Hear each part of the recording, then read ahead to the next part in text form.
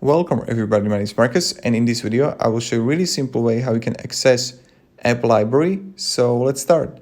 The first thing you want to do is just be in app library, and when you're here you want to just go to the left side and just left, right, and when you're going to be on the right, you just want to swipe next time to right, and you're going to see here in app library, right?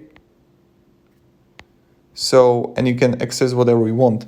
So this is how you can access app library in iOS 14.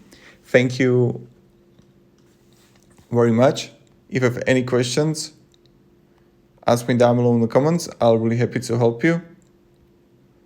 And yeah, have a great day and goodbye.